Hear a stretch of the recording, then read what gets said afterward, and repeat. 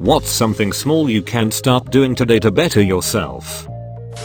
Allocate time more directly to maintenance of my body and home. I lost 100 pounds this year, all due to diet. I could be a lot healthier if I added 30 minutes of exercise. Then there's my house. After I lost my wife, I had a lot of trouble motivating myself to clean, and now certain rooms are really needing it. If I could allocate even just an hour a day to it, I would eventually be able to get back to regular maintenance rather than feeling helpless every time I open the door to one of those rooms. Lastly, reading. I desperately want to get back into it, and I've succeeded a couple times and love it. But college broke my spirit of habitual reading, and I'm not sure how to get it back. Man, I worked in blue collar jobs for a few years, and the amount of ish I got for having a budget. But multiple guys would come back to me and say, my wife thinks we need a budget like you got, made me feel better. The peace of mind of not worrying about money is second to none. Oh, I have a car emergency? Good thing I have been putting away money for that very problem is a much better way to live. I offered many guys the opportunity to lay out finances and I would help them make a budget, and not a single one took me up on it. Hell, even my dad won't let me help him, and he is in all kinds of financial trouble. Edit. Okay, I think I have like 20 people asking me for help with a budget. I am actually kind of on my honeymoon at the moment, so I don't have access to my computer and mobile is a pain. So here is what I'll do. I will try to do a screen capture of me making a budget and talking through it the best I can and post it. Luckily I do presentations for a living, so it shouldn't be too hard to watch, I hope. I won't leave you all hanging, just give me some time to get back and get through Christmas. Sorry everyone, I wasn't ready for that, but I was toying around with trying to help people with basic budgets for a while, so this could be my excuse. Thanks everyone, be safe and I shall return.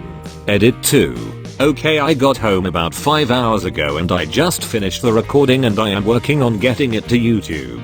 Guys, it is rough and it's one long video of me explaining whatever I can think of. I wanted to really get this out soon since I don't want anyone to lose momentum on making a change in their lives. So please excuse the audio issues and extremely bad polish on this video. I had to learn audio setup, recording software, video editing software, and YouTube just to get this up, so please give me slack. I just wanted to provide some help, but in a world of flashy YouTube intros and multi-video playlists I feel insufficient. I will try to help you all navigate the video the best I can once it is up, and will send it to all. I hope this helps.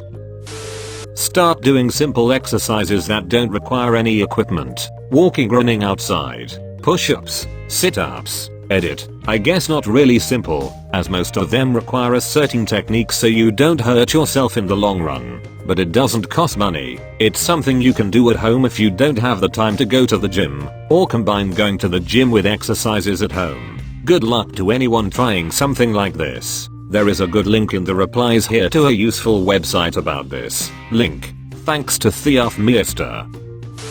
Read a book for at least 10 minutes a day. Edit. Wow. Thanks for the gold. I'm a firm believer that anyone can love reading. They just have to find their genre. I'm currently working on Dostoevsky's The Brothers Karamazov, but a few of my favorites are Austen's Sense and Sensibility, Emma, and Pride and Prejudice, Hawthorne's Scarlet Letter, and Saint-Exupéry's Little Prince. I try to follow Aristotle's idea that it is the mark of an educated mind to be able to entertain a thought without accepting it. Read fun things, read hard things, but never make your reading list an echo chamber. Challenge your mind and reward yourself with fun reads too. It'll grow your vocabulary, your ability to reason, and your worldview steps off soapbox. While you're writing your goals, just write about the day. I write every day, including goals I want to do for the weekend. If I write it down, there is a much larger chance I'll get around to doing it. A few years ago I started writing, like journal style, and I found it to be the single most therapeutic exercise I could do. I'm far from a writer. I'm really not good. Part of the reason I started writing was for the practice. Open a new Google Doc, put in the date, and entry number 1 and just write about today. Self-reflection is a lost art that all of us should take part in daily. And you know what? It's not all bad. As I started writing, I found that my big problems in life weren't all that big compared to the other challenges I have faced. It's all perspective. It's also really cool being able to look back in time, I have been doing this daily for 5 years and it has made me such a better person. I don't do it for anyone else, although I did have a date cutely ask what did you do on the night of blah interrogation style, and I was actually able to answer. She seemed to get a kick out of it. Edit, because a lot of people are having similar questions. I'll add detail to my process below. So I have a few separate docs, one for each year. They get hefty fast, so I also have a monthly doc. Every month I spill over and paste everything into my yearly doc. Finally I have a master doc where all my yearly docs empty. It's huge, like over 1,000 pages. Some days I don't have much to report on. Not every day can be the most exciting, but nevertheless, I'm writing something down. I usually get into the office a little early, and while I sip my first coffee I'll open up Google Docs and write about the day before. Entries average 500-800 words each, but they didn't start that long. About once a week I'll have a nice entry get to like 1,000 words or more. On slower days I'll challenge myself. Like, what are my top 10 favorite movies and why? I'll make a list. It's interesting to write that stuff out because you start to learn about yourself. I'll write daily, weekly, and monthly goals. I'll write about my family, my dates, my crushes. That stuff is always fun. I'll write about what I'm currently reading. I'll reflect on certain passages. I'll reflect on current events. Anything really. It's so strange what you get out of all of this. When someone asks what's your favorite movie, you have a real solid answer. I have that for everything at this point. It's made my conversational life better. It's really interesting to see my writing style change depending on who I'm reading during that month. I've been doing it for 5 years and have about 200 pages a year, sometimes more. I cherish every page. You'll learn along the way. People are asking for an example. Here's one from this weekend with names and places blocked out. Some of this is super lame. Blame Thoreau because I've been reading him lately and my writing reflects it. The 5th of December 2018. Entry number 2089. I didn't want to hype myself up for last night. Honestly, I didn't even give the date much thought throughout the day. I was nose deep into Excel formulas anyway. But right after work I walked over to cafe on 16th and it was super hipster. Like, I didn't even fit in their Reading Walden. But that's what I did. I read for about an hour before my date showed up. I relished the time alone in the cafe. I put some Chopin variations on. I cracked open one of the most well-written books I have ever read, and fell into the cunning vortex of words that is the world of Walden. Side note, I just realized how amazing of a hangman word vortex is. I'll have to keep that one in my back pocket. After about an hour of self-company, my date arrived. To be completely sincere, I wasn't expecting much. I tend not to in these situations. Far too many have failed or ended in disappointment. Like armor, I prepare myself for the worst in the modern battlefield of courtship. She looked cute in her pictures, but not so to sweat my palms. And because of that, I didn't get nervous. But when she walked in, I was caught off guard, and in my flat-footedness, I didn't put my best foot forward, so to speak. My whole demeanor changed and I immediately became tense. She walked up to the loft where I had positioned myself and said hi before running down to get herself a coffee. I sat there like a fool, a blinded, baffled fool, where words escaped me, charm evaded me, anxiety filled the vacuum left over. I said nothing at all to her those first few seconds. I smiled and attended to my book and headphones, moving them from pocket to pocket to distract my attention and to present a busy atmosphere for the time. My own shuffling annoying me as I was buying time. Her fetching of coffee gave me the moment I needed to recollect my brain and form an impromptu game plan for the tidal wave of excitement that had spilled over my emotional retention wall. By the time I got back, I was back and we chatted for a while about the usual. Family, from, goals, jobs, passions, dreams, and aspirations. We talked for a long while. Conversation never feeling dull, until I asked if she wanted to get dinner because I was starving. She agreed, and we walked over to Good Dog for a bite. There I discovered that she is both a non-drinker in addition being vegetarian.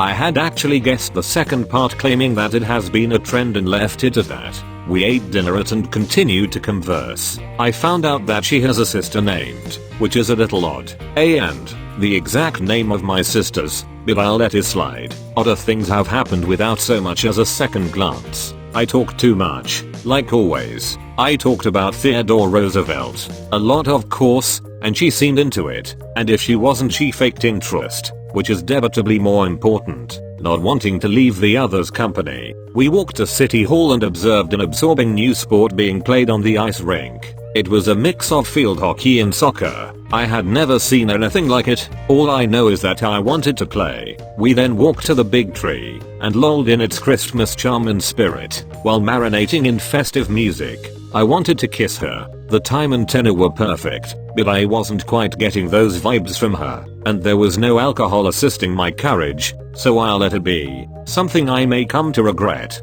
We called it a night soon after that and made plans to meet again. And soon. I think we are doing something on Sunday and before then, even if we have time. Is she great? No evidence was submitted to believe otherwise. Maybe a new era is on the horizon. Maybe not, but I like the prospect, and I like the trend I have been seeing in Philadelphia so far. I feel alive here, and I felt alive last night. I find myself an optimist. I'm nearly always happy, or at least understanding. If I may add to what you said, I think a big part of being an optimist, on top of being positive, try appreciating the good. Here's a minor example. It's easy to be at a party and see someone trying to play guitar and think to yourself or out loud and be pessimistic. PSH, this guy trying to be cool, what a tool. He doesn't even sound good. I used to be like that. Then one day I tried guitar, and it was fucking hard. Like really hard. But I kept at it. I practiced and practiced, and no lie, maybe 2 years later I was as good as that guy was at the party. I was hit quite hard with sudden peripatia. I was like, damn, that guy put a lot of work into this. Maybe I should just try and appreciate it. After this exercise I started to apply appreciating talents to everything. The work, dedication, time, and passion people put into hobbies and skills is nothing short of stunning, and it has given me a newfound optimism in life. I've also just been genuinely nicer to people because I'm amazing at their talents. Edit. I realized I shouldn't be angry for lacking a talent. Talent isn't something inherited, it's a reward. Practice mindfulness for just 15 minutes a day. You can do it throughout the day, maybe 3 times for 5 minutes. To do this, you basically try to be aware of yourself and your surroundings. Notice what is near you. Notice where you are. Notice why you are there, or why your feet or arms are in a certain position. Notice why you might be feeling sad or angry or even happy. Mindfulness builds patience and makes you more empathetic toward people. It helps you become aware of other people and helps you learn how to communicate to them better. Consider this thought experiment. Do you hold it against a doctor in the 1800s for failing to save a patient requiring nuclear medical physics and tailored pharmaceutical medicine? Probably not, because we accept that that doctor didn't have access to those technologies and he did the best with what he had. Do you blame a nurse running her little sheet metal clinic in modern day Africa for the same thing? No, because she is doing her best without having hundreds of staff and millions in technology that a large American hospital might have, even though that technology is out there. Lastly, do you judge a kid for not understanding some aspect of your job that you find simple and obvious? Now ask yourself, why are you holding your past self hostage for not having the knowledge and experience that current you has? Everyone fucks up, and those mistakes are where the majority of our learning comes from. I'd say the vast majority of incredible relationships are born from the ashes of shitty failed relationships because they learned immense amounts about general relationship skills and their own personal needs.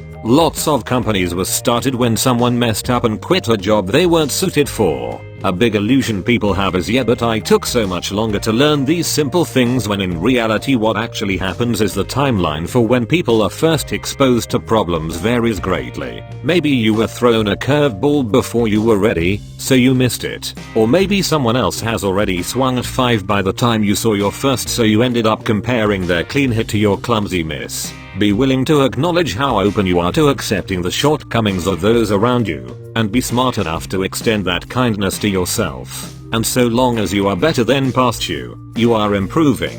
And that is all that is important. Edit. You're making me feel all warm and fuzzy inside. Here is hoping a random dumb comment can do something to get someone to improve their life somewhere. I hope you enjoyed the video. I'm only 16, so I hope you didn't cringe from the editing. I hope we can get to 50,000 subscribers because I wouldn't be here without all of you. So thank you so much for your time and energy, and please subscribe.